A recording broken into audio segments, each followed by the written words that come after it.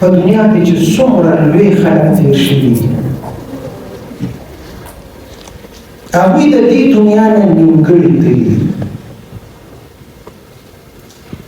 چې کله هغه سړی مړ شوی دی نو خلکو ویلي دي وایي یاره که دې لږ نور هم ژوندی پاتې شوی وي لوی کار به یې کړی تاسو وپېژنئ نیوټن دا سکول هلکانو ټول یې پېژنئ یو ساینسدان تېر شوی دی ساینس کې عروج ته رسېدلی چې کله مړ شو خلکو ویل که دې لږ ژوندی پاتې شوي وي ډېر کار به دی کړی وي او لوی ساینس کې به یې ترقي نه وه کړې آینسټاین چې دی نو سپوږمۍ ته یې سړی ورسوه خو چې مړ شو خلکو ویل که دې لږ هم نور ژوندي پاتې شوي وي نو لوی کار به یې کړی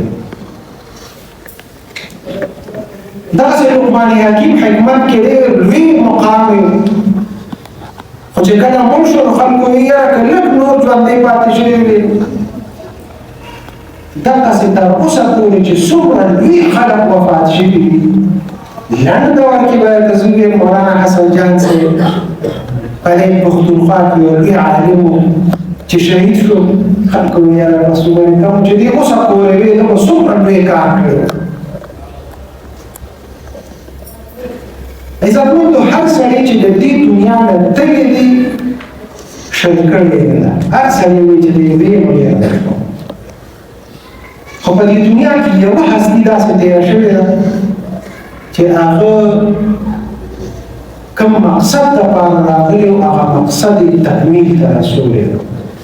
او هغه زموږ د پیغمبر د زموږ جهاد سردار جناب محمد رسول الله صلی الله علیه وسلم د حجت الوداع په مقام باندې 1,20,000 صحابو په مخ کې صحابو ته وایي آیا تاسو ته ما دا دین در ورسو ټولو ورته وویل نه دین دې راونه رسو د دین د رسولو حق دې ادا دا یو سړی دی په دنیا کې چې د خپل کار مکمل کوي کوم دین چې موږ ته الله راکړی دی دین اسلام او هغه راغلی دی د قرآن او د حدیثو په شکل کې دا موږ ته مکمل رارسېدلی یو دې سړي شل کړی ده بل چا شل کړی ده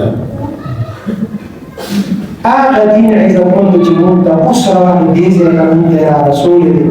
دوی به تر قیامته پورې خو هغې ته خطي هغه دین چې هغه کامل دین هغه تاسو وګورئ هغې ته نن سبا خلک څومره نقصان رسوي په ساده الفاظو کې ویل ده څوک وایي تراویح 8 رکعته دي او څوک وایي 6 رکعته دي څوک وایي سنت شته او څوک وایي نشته نفل او سنت یو شی دی په دې ساده الفاظو خو موږ پوهېږو دا فتنې دي چې دا موږ ته راپیدا کېږي او موږ دا دین چې دی نو دا ناقص کوي دا ختموي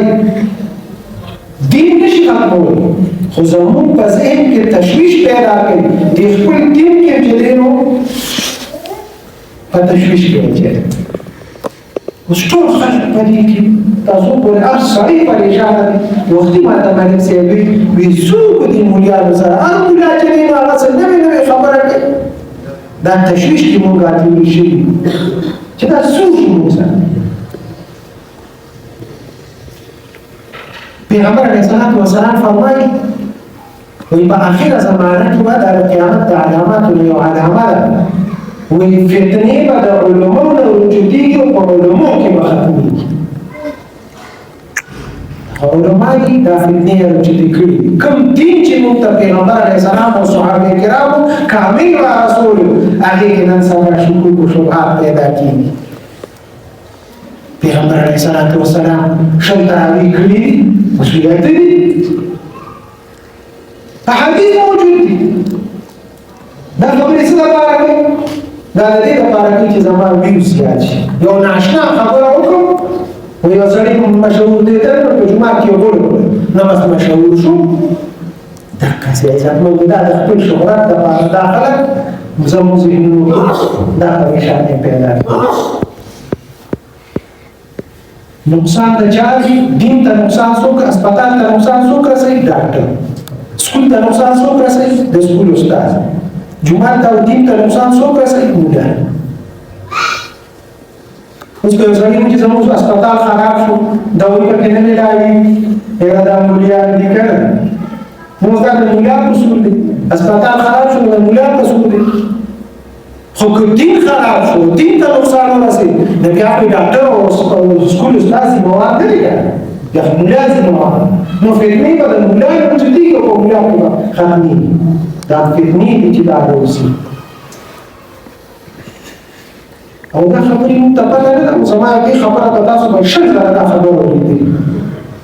خو زه بیا په موبایل مې ایمان راوړی دی موبایل ته ګورم یو عالم ما ته معلوم نه دی چې دا د کومې عقیدې سره دی د ده څه عمل دا دې شو زه د سره پېژنم نه انا هغه خبره زه اورم او په هغې باندې بیا عمل کوم نو زما خو هم لږ شانتې قصور شته که ولې عمل کوم دا د خپل جومات مولا او د خپل کور څه وایي هغه ناوې هغه قینجنې ګرځي لور خوب قرنیجنې د خپل جومات مولا راته کمزوري ښکاري چې دا په اسم نه کېږي الحمدلله زموږ دین کې پښتونخوا کې چې کوم علم دی قسم په خدای کې دا بل ځای شته زموږ چې څومره قابل او دا په پنجاب کې او په کراچۍ کې تاسو چې دا څومره لوی لوی علما ګورئ دا د پښتونخوا دی موږ ایمان راوړو په بل بل چا باندې ایمان راوړو د خپل جومات مولا راډسپخ کوي دا په مسله باندې خبر نه کوي نو دا زموږ هم دغې شانتې کمزورۍ دي ولې موږ په موبایل باندې ایمان لرو نو دا دین تاسو وګورئ زموږ په ذهنونو کې مشکوک کوي او دغسې التباس پیدا کوي دا خلک اشرف علي تاني صاحب لیکلي وایي په هندوستان کې یو ځای راکړی دی وایي هلته یو سړی دا کتابونه به یې جوړول دا قرآن مجیدونه به یې جوړول نو یو مسلمان والا سړي هندو مسلمان والا قرآن مجید راوړی دی قرآن مجید ته ټیپ کړه جوړ کړه خو هغه کې دا مصیبت و چې هغه د چا کتاب کاروه نو هغه کتاب به یې وکړ او بیا به یې پکې اصلاح کوله تصحیح به یې هغې کوله دپاره ځینې داسې د خپل عقل مطابق هغه مسلمان ورته ویل ولې خیال کوه دا قرآن مجید د دې کې هېڅ غلطي نشته هسې نه چې ته په دې کې څه چل وکړي الفاظ صحیح راصحیح دي هغه ورته وایي نه نه دې کې هېڅ ګوتې نه وه بس ته به یې غم کړې په سبا چې راغی مسلمان ورپسې قرآن مجید دې جوړ کړی دی وایي او وایي څه غلطي خو پکې نه وه کتلې خو دې نه دي وایي هسې خو مې لږ شانتې وکتل داسې ډېرې غلطۍ خو پکې نشته خو یو ذهني مکې غلطي ونه هغه مې ټیک کړې ده مسلمان حیران دي چې خپل عادت یې کړی دی وایي څه چل وکړه قرآن مجید کې کوم ځای کې غلطي وه وایي ستاسو د قرآن مجید کې یو ځای کې لیکلي وعصى آدم ربه فغوى وعصى آدم ربه فغوى موسی آدم علیه السلام د غنم بوټی وخوړ غلطي ترې وشوه الله ترې ناراضه شو وعصى وایي نافرمانۍ ده آدم علیه السلام نه لږه شاته کوتاهي وشوه نافرماني وشوه نو دې ځای کې خطا شوی دی دا ستاسو قرآن عصوا چې ونه هغه د موسی او هغه د آدم نه وه عصوا هغه وایي چې وایي هغه امسا ده دا امسا ده نه که نه عصوا دا امسا نه ده او هغه وایي عصوا نو وایي هغه آدم علیه السلام په ځای مې موسی وعصوا موسی ربه فغوى ای خدای دې کور ورکړه بل ځای راته ښایه بل دې کوم ځای خراب کړی